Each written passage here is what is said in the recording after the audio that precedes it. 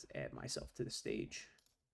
Hope you guys like this meme. This is kind of the CBs are like all in general. You got your engineering aides, your builders, your steel workers, your UTs, and your construction electricians watching the EOs and the CMs work. This is pretty much what it is in a nutshell on how the CBs are. We like to pick fun at each other all the time, so it's all fun and games. But let's get to this. Let's get to this episode right now. If you can't tell, I have these like headphones on, so I can actually hear myself talk inside of the microphone, which is pretty interesting actually. I bought these. I bought this headset when I started like playing my bass guitar and I started recording myself and stuff like that. But then I broke my finger, and you could tell that my fingers a little deformed, so I really can't play pick anymore. So pick. I can't play finger really anymore. So I really don't record any bass songs or bass riffs anymore and stuff like that. So, but I still play. I use a pick. Actually, this is actually the pick that I use. I really like it. But yeah, I'm really into music, and I actually like to sing. So, if you want to hear a song, I usually like to sing like hardcore music, like post-hardcore, you know, like emo music is what some people would say. But let's get into the topic of this. Enough of me digressing.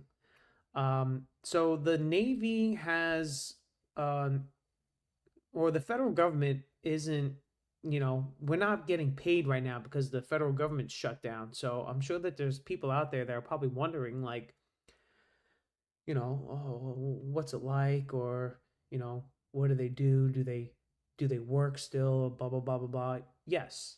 To answer that question, we still muster up and we still go to work, and you know, um, we still do what we got to do. Like today, for instance, Chief, myself, and a couple of the other guys, we repaired a like steps for a deck, and got to use some cutting skills and some carpentry skills that I have, and really happy about that. That I was able to be a part of that. Um, Learn some stair math. 7-Eleven is what Chief taught me. Is that what I have to remember when it comes to stair math? So I'm learning. I'm learning as I go. Construction wasn't really my first pick. Actually, I really wanted to be a corpsman, and um, because I was a EMT for 5 years before joining the Navy, and I really wanted to become a corpsman, or probably like a cop or something like that. Which I'm kind of glad I didn't pick MA. Um, I'm glad that I'm not really qualified for it anyway. But I am qualified for corpsman. But like I said, I digress again. And so there's like a couple programs out there where if you have Navy Federal, you could get like you can get paid. You can get a zero interest loan from Navy Federal where you'll get paid what you normally get paid, like on the 15th or whatever like that. The Navy Federal, you get paid like a couple days early than the 15th. So it's pretty cool. It's pretty good to have Navy Federal. So if you're going into boot camp soon, I suggest that you pick Navy Federal, and you get like a savings account and all that stuff. You get, while you're in boot camp, get one of those high interest savings, like I think I got one, and then I had like couple grand in my savings account. But I blew it all. So I definitely wouldn't recommend blowing all your money. I sold my Mustang and I had 10 grand and I blew that too. So Don't blow all your money. Definitely would recommend for you to save your money and to live in your means. Definitely for sure. Don't go out there and buy a brand new motorcycle or at a used price. Definitely don't do that. Go out there and go buy a, maybe like a $1,000, $2,000 motorcycle if you want to get a motorcycle. I have a motorcycle right here. I'll show you a picture of it. I actually went to Sewell's Point and I took some photos of me and my bike. And I'll show you guys. Yeah, I took the see if I could do this. Minimize. Yeah, see, so I went to Sewell's Point, took some photos, put them on my Instagram, and you know, trying to make some content, stuff like that. The military is actually really fragile. Like you never know like what's to come. And it started to make me wonder about the future and stuff like that, like whether or not if I'm going to stay in or not, or you know, I really do enjoy being in the military. It's just that it's fragile, especially like nowadays, and then what's going on. Like the military is so fragile. You have to be anti-fragile, if that makes any sense to you. There's a book out there that I would suggest everybody to read. It's called Anti-Fragile. It's by what the heck is this guy's name? Nisam Nicholas Talib. Um, it's a pretty good book. You get to learn about like the different types of like there's fragile, anti-fragile, and then there's one that's in the middle. I forgot what it was. Um, but yeah, the being in the military is like you're very fragile if you're not like up to par with your finances and stuff like that, because like you never know if you're gonna not get paid and stuff like that. Like for instance, it's the new fiscal year and the Democrats and the Republicans, they're not getting along, like they can't come to a term. They can't come to an agreement. And it's like I was watching the Speaker of the House and he was saying that like, all these people are getting hurt, but whatever it is, but it's like and then like you see like what's going on in Portland and Chicago, and you see how people are like anti-ICE and they want illegal immigrants to stay there. People believe that there is no such thing as illegal immigrants. It's like, can't we all just get along? Can't we all just be a united country and like all look at all of us like we're all Americans? You know, can we stop killing each other? Can we stop doing that? Like, can we stop like the fighting? And I mean, I was going to say name calling, but once somebody starts calling you names, that's when you know that you won the argument. So I've had a lot of people call me names and stuff like that my whole life, so it doesn't even affect me. You know, people have called me bald, the F word. People have called me fat, like my whole life. Like it's like, please, man. Oh, short. That's another one. Oh, you're short. You're 5'6". Yeah. So, and um, so that's kind of like what I kind of really wanted to talk about was like being fragile. And you got to find ways to be anti-fragile. And being in the military, I was talking to a couple of junior sailors, and they were telling me that they look at the military like as a stepping stone, and I agree. It is a good stepping stone for sure. It's a good way to get some experience. It's a good way to put on. It's good something good to put on your resume. It's really it's really looked at where employers will practically like want to hire you just because you were in the military, or you are getting out of the military or something like that, or you did 20 years in the military, stuff like that. Like employers will look at will look at you good like that. And it's a really good thing to be a part of the military, learn all of the aspects that come with it, and you get to learn like the attention to detail and the discipline of being in the military, showing up for muster, wearing the right uniform, showing up for PTing, getting good PT scores. Those are all like they look at that. Maybe not your scores, but I'm sure that there's something in the DD 214 that, unless if I'm wrong, I've never seen a DD 214 says that, like, honorable discharge or dishonorable discharge or other than honorable discharge. I really don't know. I've never really seen a DD 214. I've never actually Googled what a DD 214 looks like. So I kind of always thought if that day comes, that day will come.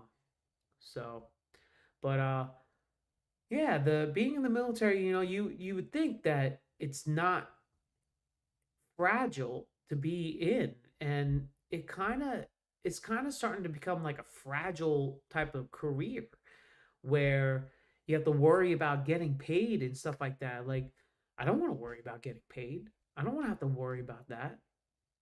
Like, it's not cool. It's not cool. But like I said, there are programs out there that do help you when it comes to stuff like that. But now, like, it's like robbing Peter to pay Paul, with that type of stuff. Like, I have to go ask Navy Federal to give me money so I can live my life, and then I got to pay it back. Like, what type of life is that? It's not really a good life. And I'm starting to think, maybe the grass is greener on the other side. I talked to this one guy today, and he was like, "Oh, I'm so thankful that I have three paychecks." And that's awesome, because he did 20 years in the military. He did 20 years in the Navy.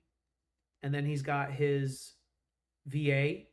And then now he's a contractor, and which is all like a great plan. Like that could be my plan. I could, become a retired military member and have the VA, my VA disability. Wow, that was weird. VA disability, and then I've always really been into like EMS and stuff like that. So like I probably would want to become like a paramedic, something like that. And because that's what I did before joining the Navy. I did that for 5 years, and I was really into it. But like I said, like sometimes like I kind of think about like, is it really worth it? Because I've been in for almost 8 years. Because I have a friend who's a gunny, and he's pretty much retired now. He's done with the Marine Corps, and he's like, he asks me like, do you want to, he's like, if you hit 10, you might as well just do the next 10, right? Because you're already halfway there. So it's like, what do I do? Like, then it's like I have a daughter that lives in Louisiana, and like trying to coordinate, trying to go back to Mississippi and to be closer, to my daughter and stuff like that, so I can stay in her life and this and that. And I'm already like, I've already lived the life of, not being there for things while I was in EMS. So it's like I'm kind of used to it, and my daughter would have to be used to that too as well. But I mean, I'd be in a whole nother country, or I'd be at the battlefield or something like that, like, or like on the base or something like that. Like, you know, uh, the good thing is I'd be fighting for the country, and I'd be fighting for all of you guys, and I'd probably be fighting with some of you guys, but you know, the CBs, from what I understand, is we people say that we're a defensive unit. Other people say that we can be an offensive unit. I haven't really seen any offense type of stuff yet, but when we set safe, I would say that's like kind of like offense. I would say, but like I said, the it's starting to become a fragile type of career, and it's not really it's not really that great. At least right now, it's not that great. But I mean, don't get me wrong, it is awesome being in the Navy, like, or at least in the Seabees. Like I always say that I'm very blessed by being in the Seabees. Like, you know, um, a lot of the times, sometimes like we'll get off a little early. Sometimes we'll, have like days off. So we have Columbus Day. We have every holiday off. Like, what job do you know that a 38-year-old has that has off for 4 days in a row and still getting paid for it? Well, not right now, but what job do you guys know? Like, besides like cops and firefighters and like paramedics and stuff like that, but like any other job, like I think I have a friend who's a like a real estate or a not real estate, a insurance guy, right? He does insurance. He works from home, which is really cool. And but you have to work those days, like I don't have to work. Let's see. Columbus Day, the 13th, right? That day, that's an off day. Saturday, Sunday, Friday, got off Friday. And then Thursday, I'm doing a volunteer event for the Seabees. The Seabees, they do a golf fundraiser every year, and we do October Fest. So I'll be going to that so that I get my ticket. But um, yeah, there's no other jobs like being in the Navy, or like at least like being a Seabee. It is there's no other jobs like it. There's no cop jobs that, yeah, sure, you're gonna have to take vacation, but I'm not taking any vacation. I'm not taking any leave. I don't need to blow leave days for having 4 days off. But when you're in the civilian sector, you do. So like, there's like pros and cons with it, where you kind of think to yourself, like, what is the grass greener on the other side, or is it not? I have a friend who just got out, and he came up to me and he said to me, "Oh, I want to come back in." It's like, what the hell, man? Like, make up your mind. Make up your mind. Oh, I think I want to do the reserves. Okay, you should just stuck active, because it's going to take you longer for you to retire if you go reserves. That's why people always say, like, do a Jesus. People upstairs, man, they know how to get down. Um, they always say, like, go yard, or go active duty first, because if you go active duty first, you'll have that time in, and then when you go reserves, you lose, like, it's like half. I think I'm pretty sure it's like they're like half years or something like that. I'm not really 100% sure. Let me see if I can Google it really quick. Navy reserves.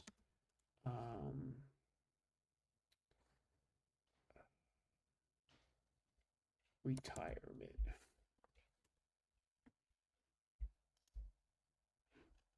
Okay, yeah, it's based on point systems. So I'll share my screen.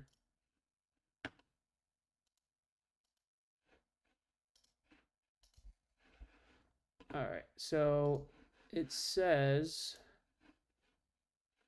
let's make this bigger. It says Navy Reserve retirement is based on a point system where you earn points for training, active duty, correspondence courses. What the heck? I didn't click that. Correspondence courses and other qualifying activities to accumulate a total at least 20 good years for non regular retirement. So non-regular retirement, that's interesting. I don't know what that means. Eligibility is determined by the National Defense Authorization and can result in retirement at the age of 60. So you can't even retire until you're 60. So, like I'm 30, I'm going to be 39 in 2 months. So it's like I'm kind of like stuck being in the Navy.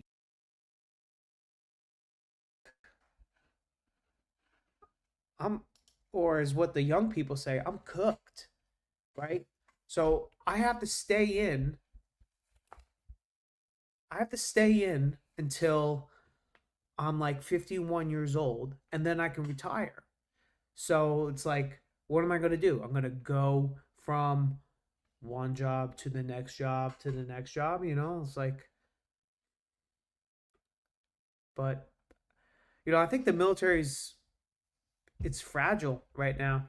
It's a fragile career. Unless if you're doing it the right way. You're doing it the right way. You're married, you have a kid, you have a wife, you live with your wife, you do dual income military, like that's doing it the right way. But then there are sacrifices when it comes to all that stuff. Like who, you know, there are some men out there that will let their women run the show. I'm not really that type of guy to let the woman run the show for me. That's where that's where I clash when it comes to like relationships and stuff like that. It's like I want to run the show. I want you to, you know, do the things that I want to do, and you know, I don't want my wife to wear the pants or anything like that. And it's the big problem in today's society when it comes to all that stuff. Like this has to do with like everything that's going on like in the society that we live in right now. Like there are some men out there that they let their wives wear the pants, and I don't want, like I said, I don't want my wife to wear the pants. I want to be able to make all the decisions and provide and stuff like that, which being in the military you can provide. Then there are some guys out there that do marry another military member, and then the military member, they they have the dual income, so they're making bank because they have one that has the dependent pay and the other one has single pay. So they're getting like 3 grand just for a house together, right? They're getting at least 3 grand if they're second class and live here in Virginia and they're dual income. They're getting at least almost 4 grand a month to buy a house and to take that money and run with it, you know. But unfortunately for me, I'm not going to do that. I'm not going to have to rely on a woman to help me get get to where I want to be. I'm not going to do that. So I guess it's just my fault. And like I'm a guy, so everything's my fault. It's just what we are as guys. Everything's our fault. Well, like I said, I think the military is starting to become like a fragile career, and I can't stop my neighbors from fucking jumping up and down on the fucking ceiling. It's starting to become fucking really annoying. And I don't know how much longer I can take it, but I'm gonna be moving out of this place really soon. I'm looking to go back to Gulfport, Mississippi, baby. Back to the battalion. Yeah, boy. Oh no, that's not it. That's not the image that I got made. Where is it? Here it is. Back to the battalion, baby. I don't want to go to 11, that's for sure. I definitely don't want to go to 11. I'd rather go to a different battalion and see the different culture in the other battalions and stuff like that. But then again, like I keep on saying to myself, like, shit, man, I think I kind of want to get out. Like I can understand why people want to get out. I could totally understand it. I could totally understand it. Anyway, all right, that's gonna be it for me and my ranting. Thanks for coming by and listening. If you liked what I had to say, if you agree what I had to say, leave a comment. If you didn't agree, leave a comment. Like the video, and if it's your first time here, don't forget to subscribe. It really helps with the channel and the growth of it. I got 103 likes, 103 subscribers or something like that right now. So, thank you everybody who did subscribe, and you know, I hope my videos are making some sort of a difference. So anyway, on that note, peace. Thanks for coming.